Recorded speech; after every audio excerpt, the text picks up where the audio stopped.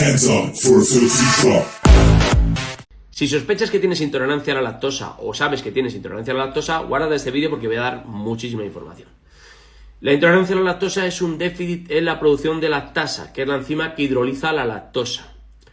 Cuando esto ocurre, la lactosa no se puede metabolizar correctamente y genera una serie de problemas a nivel gastrointestinal.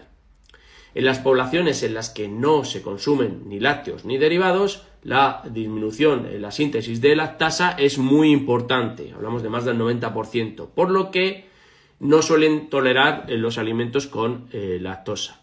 Pero en las poblaciones en las que sí se consumen lácteos y derivados habitualmente, se genera una modificación en el cromosoma 2 y esto hace que podamos seguir sintetizando suficiente cantidad de lactasa en la etapa adulta. Hay diferentes tipos de intolerancia a la lactosa. Tenemos el déficit congénito de lactasa, que es muy raro y además es genético. Luego tenemos la intolerancia a la lactosa primaria, que sería la que afecta a las poblaciones en las que no se consumen lácteos y derivados de forma habitual.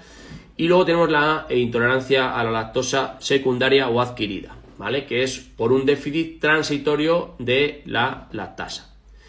Esto es debido normalmente o a enfermedades o a ciertas situaciones que pueden alterar la producción enzimática. Por ejemplo, enfermedades gastrointestinales que puedan dañar la mucosa o que puedan dañar las microbiosidades, el consumo de ciertos fármacos que puedan dañar la mucosa, como por ejemplo los antiinflamatorios no esteroideos o también el consumo de antibióticos, y también enfermedades a nivel intestinal, como por ejemplo pues una celiaquía o una enfermedad inflamatoria intestinal, etc. Los síntomas que nosotros vamos a notar cuando tenemos una intolerancia a la lactosa varían mucho de una persona a otra y de sus circunstancias, pero los más significativos suelen ser distensión y dolor abdominal, flatulencias, pérdida de peso, en algunos casos desnutrición, retraso en el crecimiento en niños, diarreas y en otros casos incluso puede disminuir la motilidad intestinal generando estreñimiento.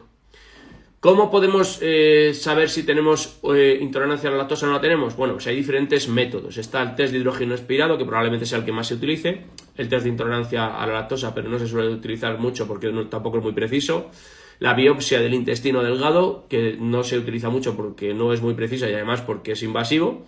Y luego la reacción en cadena de la polimerasa, la PCR, sobre el gen de la lactasa, que se utiliza sobre todo pues es útil para diferenciar entre la primaria de la secundaria, pero no se utiliza mucho en la práctica clínica.